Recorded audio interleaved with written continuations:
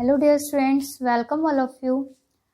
Let's start today's topic, that is first normal form. As we have earlier studied about the type of what is normalization and how much normalization is good and what are the various normal forms.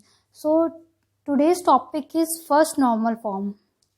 Dr. Edgar Ted Code, father of relational database, has given few rules to decide whether the given relation is in first normal form or not.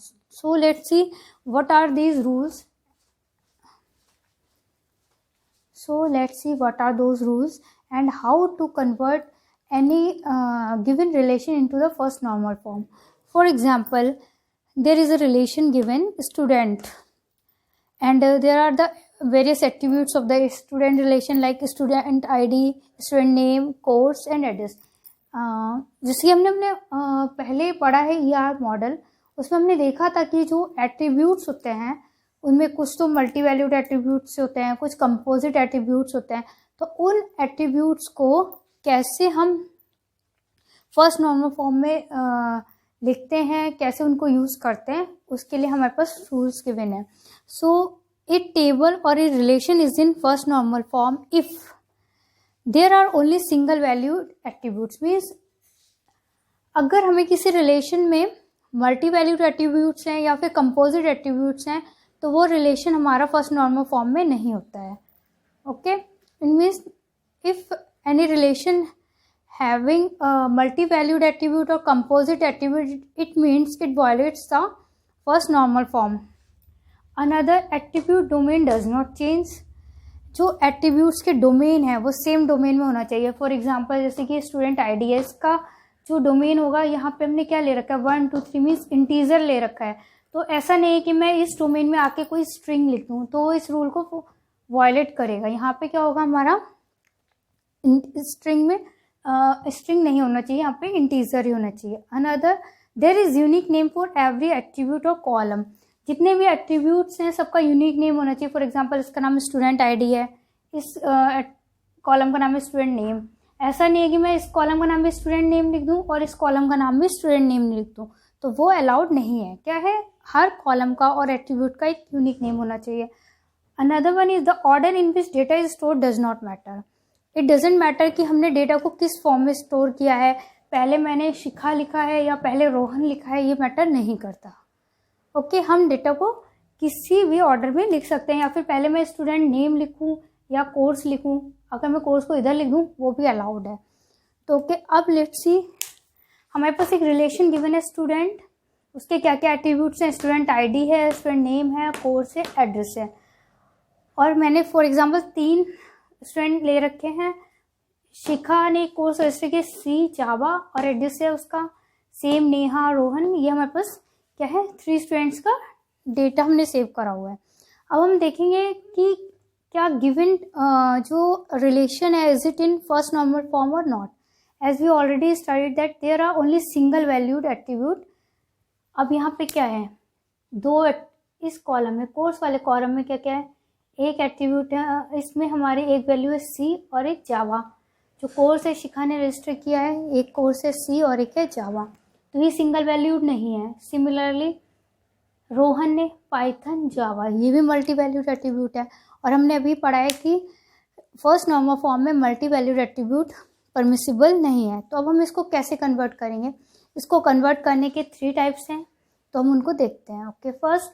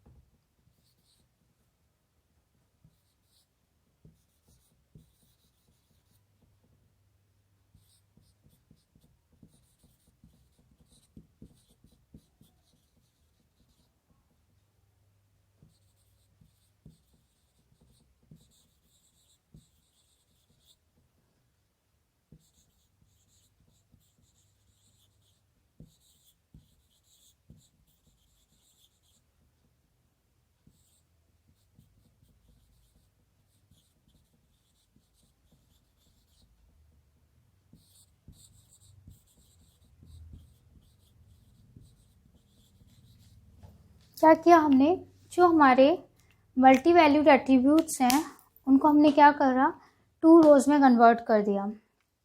Shikha she Uttarakhand, एक शिखा जावा उत्तराखंड, हमने क्या करा, हमारे यहाँ पे 2 रोज में convert हो गया।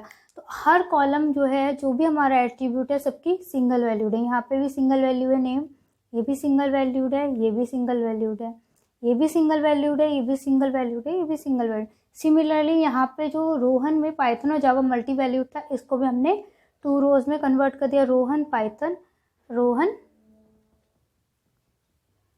जावा। अब ये भी हमारा पूरा मल्टी वैल्यूड में कन्वर्ट हो गया। ये भी हमारा क्या हो गया, फर्स्ट नॉर्मल फॉर्म हो गई। बट इसमें अब क्या देखते हैं हम कि क्या होगी।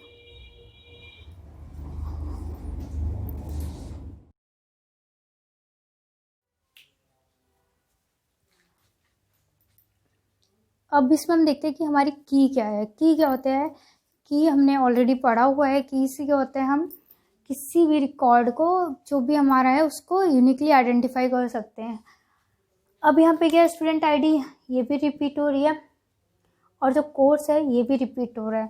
तो हम यहाँ का क्या करेंगे, स्टूडेंट आईडी और कोर्स को एक साथ लिख लेंगे। 1 सी उत्तराखंड शिखा, 1 जावा उत्तराखंड शिखा। तो अगर ये क्या होगी, हमारी की होगी इसकी, और ये क्या है, कंपोजिट की है। इट इज़ नॉट नेसेसरी कि हमारी की वैल्यू सिंगल हो, हम कंपोजिट की भी ले सकते हैं। तो यहाँ पे क्या है, हमने स्टूडेंट आईडी और कोर्स को एक साथ ले गया है, जिससे कि हम सारे रिकॉर्ड्स को यूनिकली आइडेंटिफाई कर सकते हैं। Another way to convert it in first normal form is,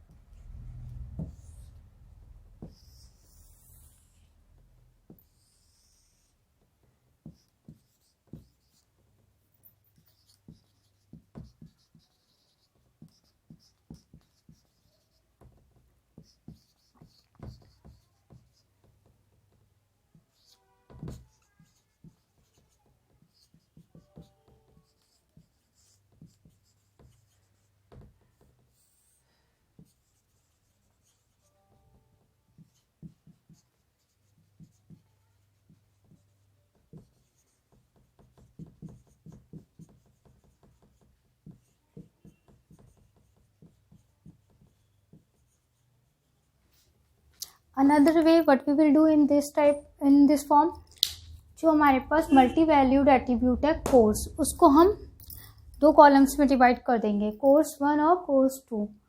क्योंकि यहाँ पे हमारे पास मैक्सिमम कितने कोर्स में रजिस्टर किया हुआ है, 2 में। तो हम क्या करेंगे, कोर्स 1 और कोर्स 2। 1 शिखा कोर्स 1 में सी, कोर्स 2 में जावा एड्रेस उत्तराखंड। बट यहाँ पे क्या, ये नल है। ऐसा पॉसिबल है कि कोई स्टूडेंट मोर देन 1 कोर्स में एनरोल करे, हो सकता है 5-6 कोर्सेज में एनरोल कर दे। अगर सपोज इनमें से किसी एक स्टूडेंट ने 10 कोर्सेज में एनरोल कर दिया, तो क्या होगा, हमारे पास बाकियों ने क्या करा है, किसी ने 2 में करा है, किसी ने 3 में किया, किसी ने सिंगल कोर्स में एनरोल किया है। तो उस केस में जो नल की वैल्यू है वो बहुत ज़्यादा हो जाएगी, बहुत ज़्यादा। हम जहाँ पे भी वो हमारे कोर्स में रजिस्टर नहीं है, वहाँ पे हमको नल फिल करना पड़ेगा, जो कि गुड रिप्रेजेंटेशन नहीं है। तो बेस्ट रिप्रेजेंटेशन है, हम क्या करेंगे, जो हमारा मल्टी वैल्यूड एट्रीब्यूट है और जो इसकी की है, उसको हम 2 टेबल्स में डिवाइड कर देंगे। लेट्स सी, इस वाले में हमारे पास की क्या होगी, स्टूडेंट आईडी। स्टूडेंट आईडी से हम पूरे रिकॉर्ड को इजीली फैच कर सकते हैं। अगर मेरे पास स्टूडेंट आईडी 1 है, तो मैं पूरा रिकॉर्ड निकाल सकती हूँ कि 1 जो स्टूडेंट है उसका नेम क्या है, कोर्स कौन से कोर्स में एनरोल किया, उसका एड्रेस क्या है। सिमिलरली अगर मेरे पास 3 है स्टूडेंट आईडी, तो मैं निकाल सकती हूँ कि उसका नाम क्या है, रोहन है, कोर्स कौन कौन से रजिस्टर किए हैं, पाइथन और जावा, एड्रेस क्या है, उत्तर प्रदेश। अब हम देखते हैं इसका जो है third type, how to convert.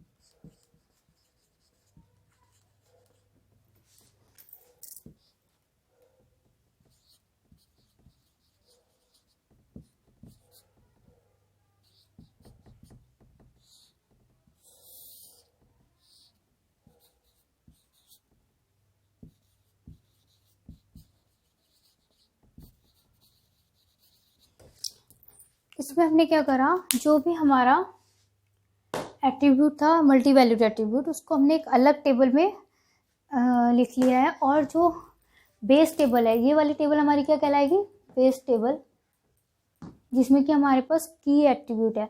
Student ID क्या है, ये की है। इस की को हम कोर्स वाले टेबल को, इसको बोलेंगे रेफरेंस टेबल